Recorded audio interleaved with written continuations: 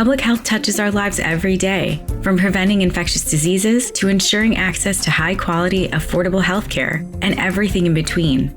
Earning your Master of Public Health online makes it easy to gain the skills and knowledge you need to find lasting solutions to our most pressing public health issues, locally and globally. With the online MPH from the University of Michigan School of Public Health, you can make the biggest impact on the communities you care about. Learn more at publichealth.umich.edu/online-MPH.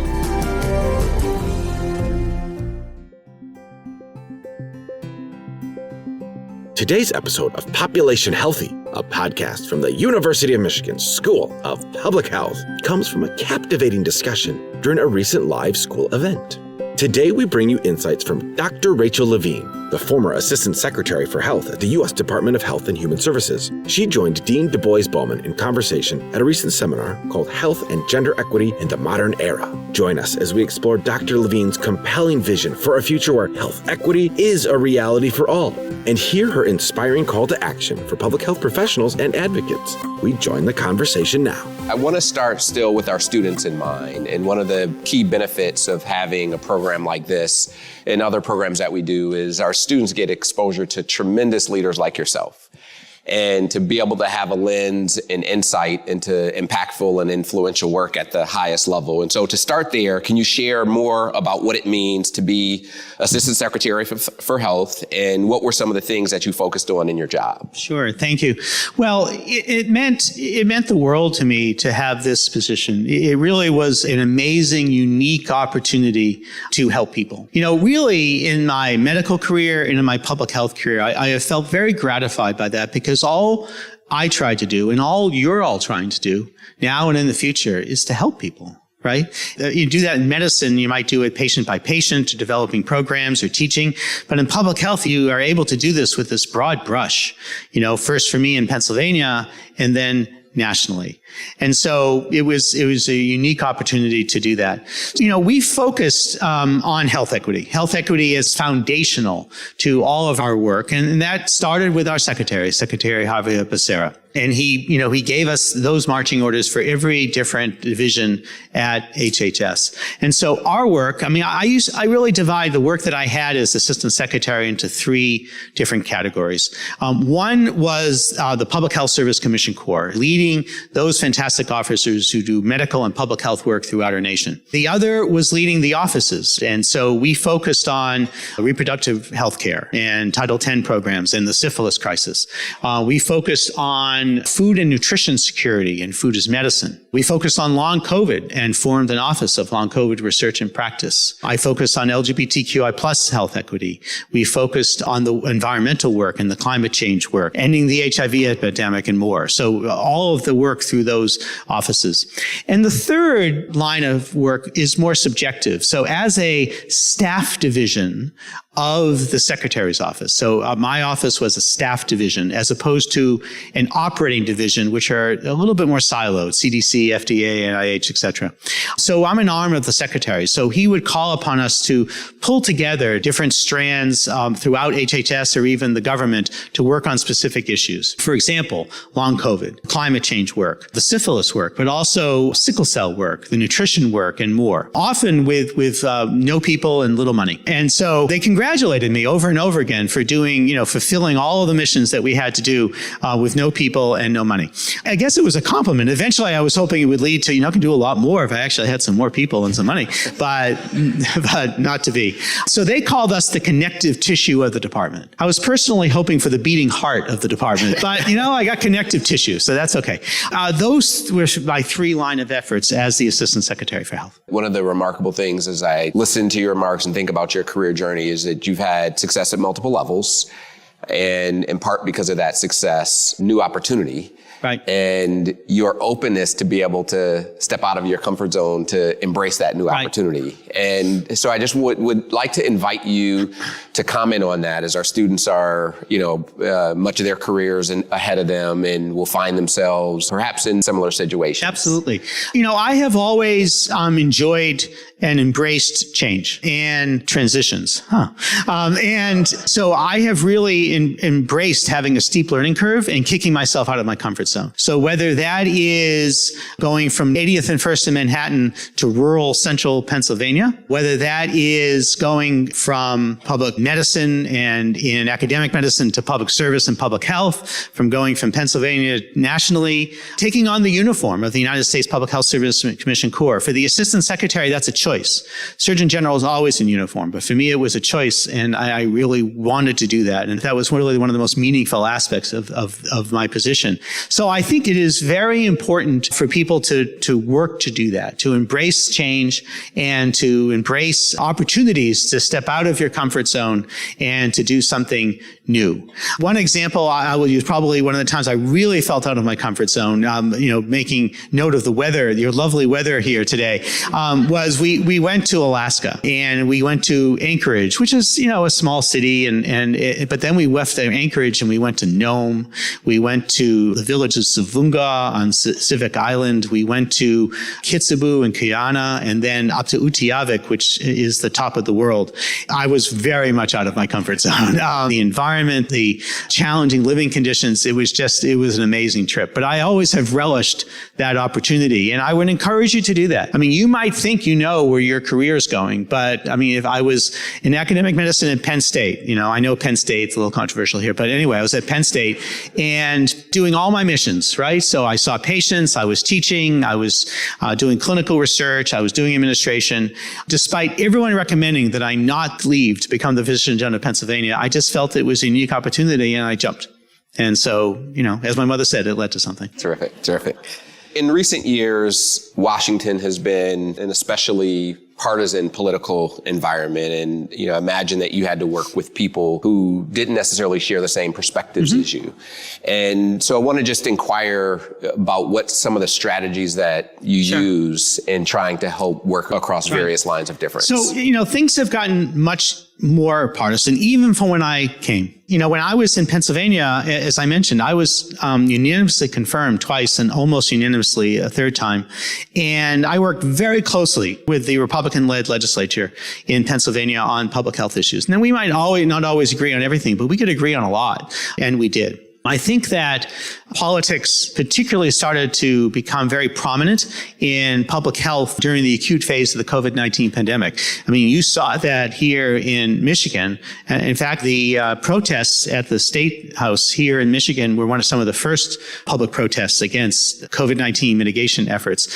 And I think that has led to a real split in public health from a partisan political nature and is carrying through even today. But I had, a number of opportunities to meet with legislators of the other party. And to me, people would say, how does it feel to be a politician? I've never been a politician. I've never really considered myself to be a politician. Now, I understand that the positions I were in are political nominated positions, but I've always considered myself a physician and public health leader. And in my opinion, that shouldn't be political at all, but unfortunately it is. And so I think it is incumbent upon all of us to work across the aisle, to work across parties. None of the public health work we're talking about really in its heart is political at all. Prior to joining the Biden administration, you served, as you mentioned, as Secretary of Health and Physician General in Pennsylvania. And how did working on public health at a state level differ from that at a federal level? Right. So it's interesting, and you might not, people might not know this, but there's a certain bureaucracy to the federal government. Did you ever hear that? There is a certain bureaucracy in Pennsylvania as well, but that's kind of like the minor leagues, and then you go to the majors in the federal government. You go to the show, as they say. You have to work through that. And I had a great staff that would cut through, either bureaucracy at HHS or throughout the federal government, and we worked to get a lot done and trying to work past that. To be honest with you, I did not find the public health issues that different from Pennsylvania to nationally. It's just that I had to pull back my scope of, instead of just looking at Pennsylvania's numbers or the Mid-Atlantic numbers, but to like for COVID or something, but to look across the whole country. whether we're looking at COVID-19 rates or vaccination rates, about overdose rates, about nutrition, about HIV, or any of the issues that we were dealing with. One of the biggest differences, though, was my commission and taking the uniform of the Public Health Service Commission Corps. That was something that, again, kicking myself out of my comfort zone that I've never experienced before, and it turned out to be one of the greatest honors that I had in the federal government. In the lead up to the presidential election last year, we saw, in my view, just a disturbing amount of negative ad campaigns, particularly in battleground states like Michigan, I imagine Pennsylvania as well. And some of these included ads that had, specific anti-trans rhetoric. Yeah. And in recent years, we've also seen a growing number of states that have imposed restrictions on gender-affirming care for young people. And so, I'm just would like to invite your thoughts. Sure. What message would you deliver to the public in response to some of these emerging constraints on and targeted activities Sure. in terms of healthcare? So, the ads were very difficult and very challenging, and most of them contain my face in those ads. So I have to tell you, I knew that my appointment would be controversial. I did not expect to be literally the tip of the spear of the culture wars of America. It was challenging. But, I've said in other interviews, I'm fine. I'm a pretty strong and resilient person, and I'm really fine. What I worry about is the impact of those ads on other people in the community and their families and their providers, and the challenges, particularly for young people and their families, to that rhetoric and that vitriol. I think it is important to note that the laws that have passed in many states of the country targeting transgender medicine and targeting transgender people in general are a response to a specific iterative strategy from conservative think tanks in Washington to target our community in order to split the broader LGBTQIA plus community and to split the progressive community. And unfortunately, they were very successful. Many of the laws that passed come out of a specific cookbook. Often the people who were even introducing the laws didn't even know what they were quite introducing. They were handed a playbook and they followed their playbook. It was unfortunately tremendously effective, starting with trans athletes, then going on to transgender medicine for young people, and then transgender medicine and trans people in general, which is where we are now. And then it wouldn't surprise me if they go on to the broader LGBT community as well. Transgender medicine is an evidence-based standard of care treatment. We have a lot of research that was going on in the United States, other countries. A lot of it's being curtailed right now. And it evolves over time, as do the medical standards of care for any medical treatment. Should it be better? Should there be more research? Yes. Can it get better? Yes, as treatment for diabetes has changed a lot in the last, tremendously actually, for type 2 diabetes in the last 10, 15 years, especially now with GLP-1 medications, et cetera.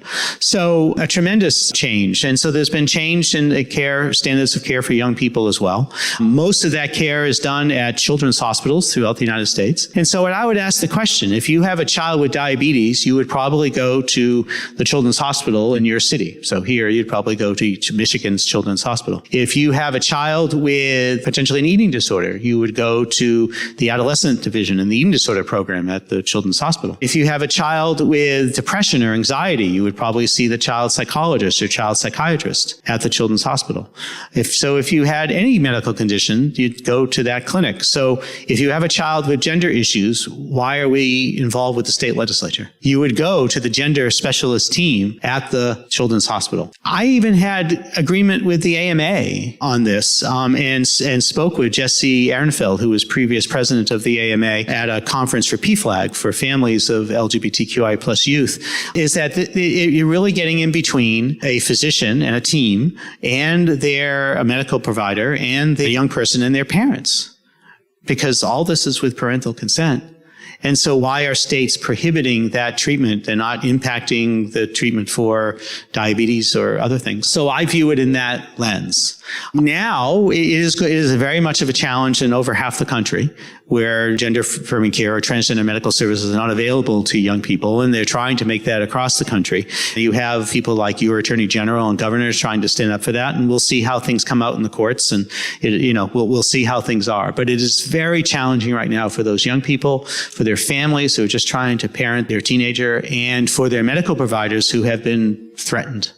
We're going to have to stand together. And again, I'm going to, in the face of all that, I choose to remain positive and optimistic, but I'm extremely realistic and understand the challenges that we have now. Terrific. So you mentioned stand together. You're talking to an audience who believes in attainment of health for all. And so for those who want to take proactive measures, what are some of the ways to combat the trends that you just discussed, and including, healthcare for trans individuals? Well, I think it's important for public health professionals and medical professionals that all of us do stand together and continue to support health equity, which I've said before is fundamental to public health. This is not a new concept. Health equity in public health is not a brand new concept.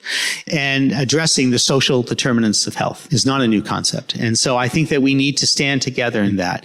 I think that we need to, as I mentioned, in the LGBTQI plus community, to stand together as a rainbow family, and we need the help of our allies to stand together, because we are all stronger together. I think it's important not to have an emotional reaction, if possible, to the challenges that we're facing. And I know that's difficult, but, I have often, in my clinical training, learned to compartmentalize my emotional feelings when I need to do my work. So if I'm a pediatrician and this critically ill child or a teenager arrives in the emergency department, that can be extremely emotional, the parents, etc. Well, you can't let your emotions carry you away, right? You need to put it someplace and then do the work that you've been trained to do as a physician or as a nurse or as a social worker or anything else. Well, we need to do that in public health as well, is be able to compartmentalize our emotions. Now, you have to bring them out later with your friends and your family, however you process stress, but we need to do our work now. So I think that we need to do that. And I think we need to not make anticipatory changes. I don't think it is wise to make changes in anticipation upon what others might do or say, because we don't know exactly what they're going to do or say. And there are safeguards. Congress can be a safeguard. The courts can be a safeguard. You have governors and others in different states that can be a safeguard. So we do have safeguards and checks and balances in place. So I think it's important not to make anticipatory changes based upon tweets and rhetoric. If a change has to be made legally, then I'm always recommending that we follow the law. But in often cases, we're not there yet. We've just heard pronouncements that don't have legal weight. So we should not over-anticipate and jump the gun and make changes that could hurt people or our communities in anticipation of what might happen in the future. So we received several questions at registration asking about some of the recent federal executive orders that you didn't name, but one of the things that I think are implied by your comments. And some of our attendees were wondering, as we've also seen pressure put on certain agencies, how do we make sure that health agencies can communicate with the public and share evidence-based information? Sure.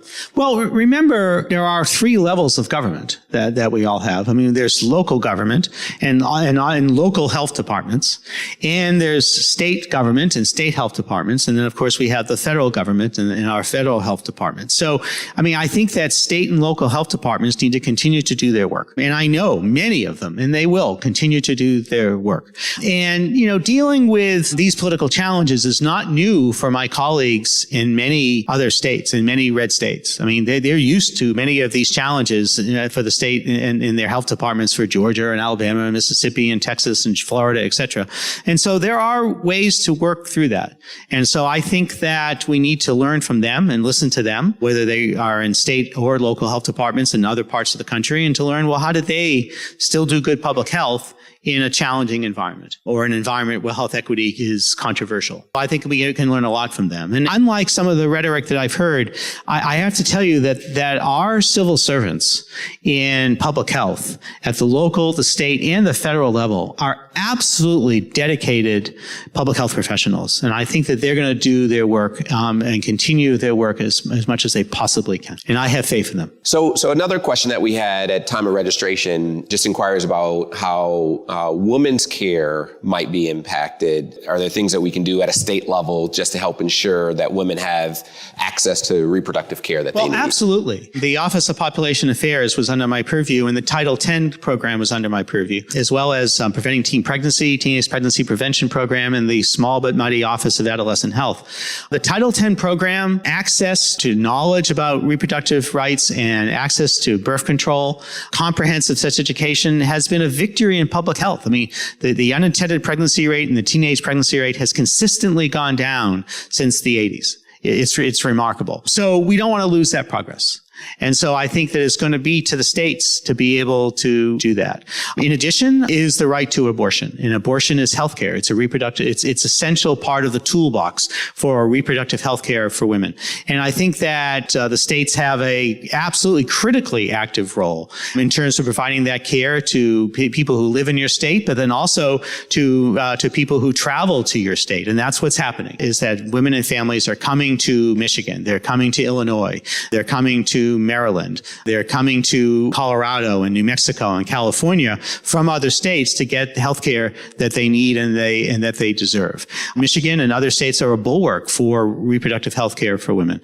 You know, there are concerns about other reproductive health care, including even the right to contraception. I mean, in the opinion from the Dobbs decision, the contributory opinion by one of the justices, there was even an allusion to Griswold versus Connecticut, which is the contraception law, which is from that case was from the 60s, and threatening that law. I think that it's important for us to be vigilant and to continue to advocate for the full range of reproductive health care for women and families. Terrific. I want to follow up on your comment. As things vary across states, that also potentially introduces some challenges along the lines of health equity. And, you know, for some people who may have access to be able to cross state lines to seek care versus those who are not in a position to do so. So I'd like to just invite your comments about that as well. So the ability to seek care out of state is a health equity issue, because not everyone can afford to travel out of state. Now, if you're in North or South Dakota, you might be able to go into Wisconsin.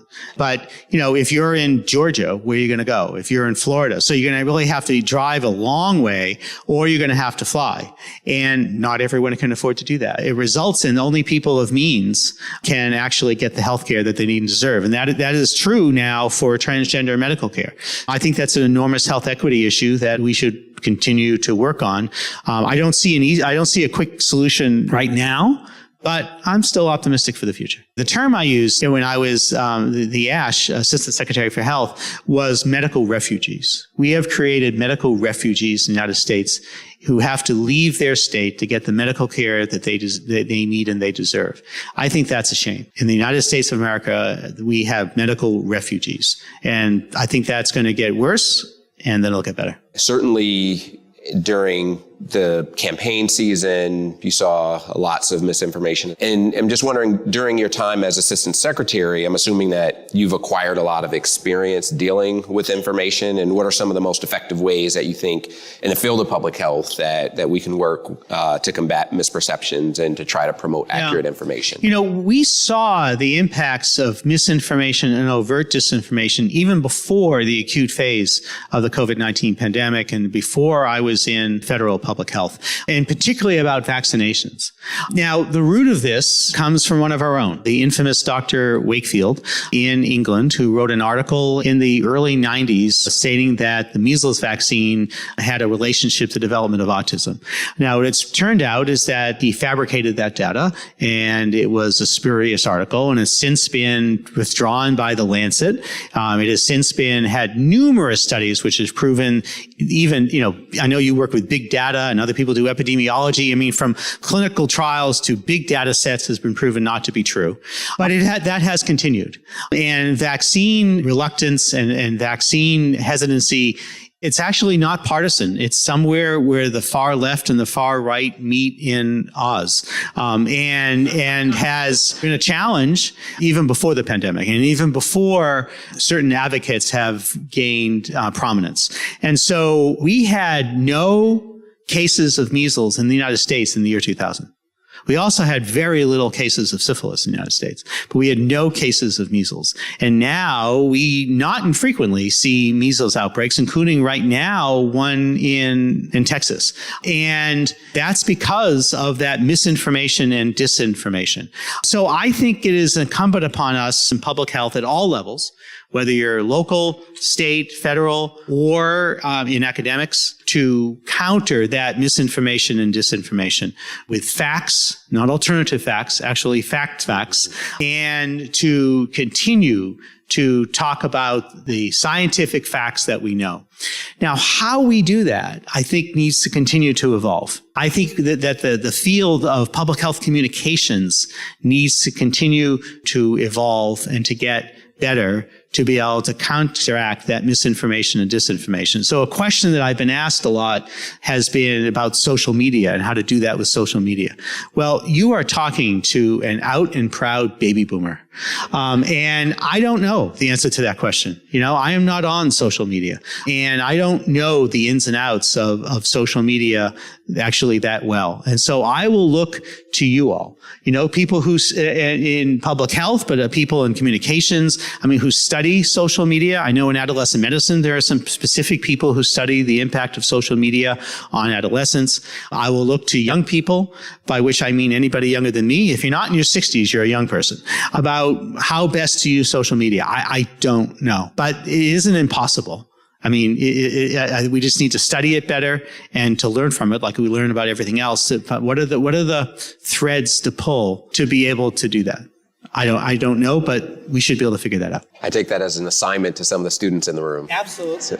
Absolutely. So picking up, you mentioned the lingering vaccine hesitancy and how some of that is spurred by misinformation. There are instances, though, where there's been, mistreatment, even by the medical community in the past, instances that we're seeing now, as I think about communities of color in the past, anti-trans rhetoric now by way of the federal government. And so I want to really nail in on the importance of trust. Like at some point as we move forward as a public health or medical community really trying to support healthcare needs, we will be left with that harm or breakdown in trust. And so I would like to just have you invite you to comment. Well, trust is absolutely critical in medicine, and it's absolutely critical in public health.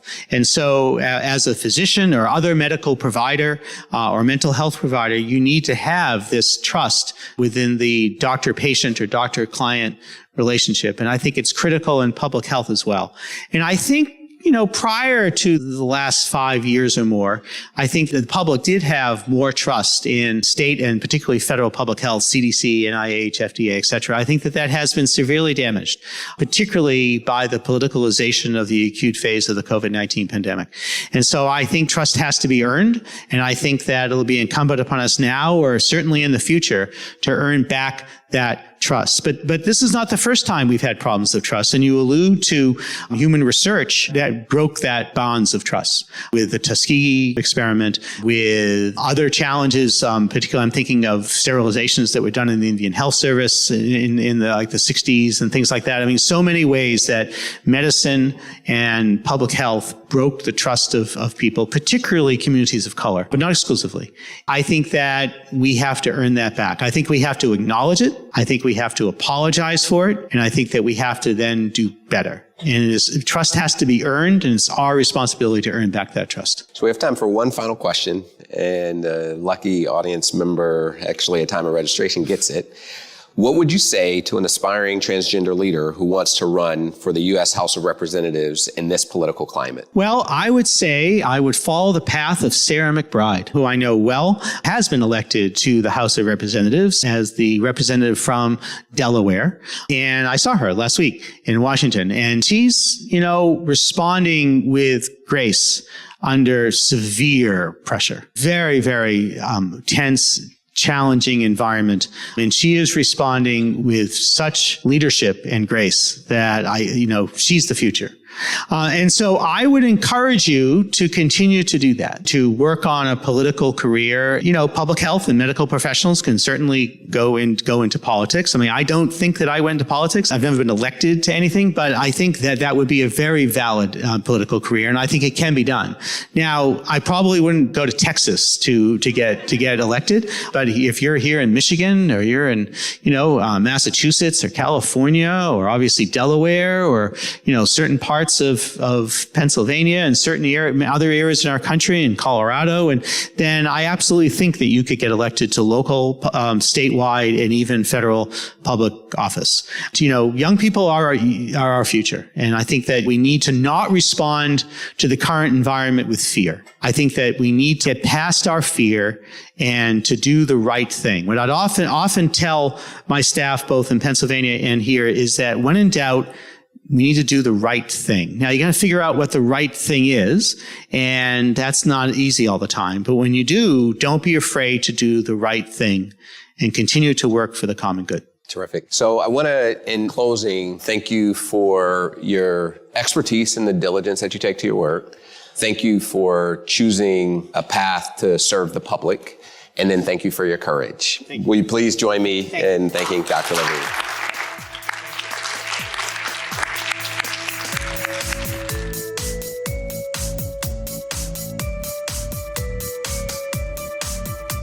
Thanks for listening to this episode of Population Healthy from the University of Michigan School of Public Health. We're glad you decided to join us and hope you learned something that will help you improve your own health or make the world a healthier place. If you enjoyed the show, please subscribe or follow this podcast on iTunes, Apple Podcasts, Google Play, Stitcher, Spotify, or wherever you listen to podcasts. Be sure to follow us at UMICHSPH on Twitter, Instagram, and Facebook so you can share your perspectives on the issues we discuss, learn more from Michigan public health experts, and share episodes of the podcast with your friends on social media. You're invited to subscribe to our weekly newsletter to get the latest research news and analysis from the University of Michigan School of Public Health. Visit publichealth.umich.edu/news/newsletter to sign up. You can also check out the show notes on our website, population-healthy.com, for more resources on the topics discussed in this episode. We hope you can join us for our next edition, where we'll dig in further to public health topics that affect all of us at a population level.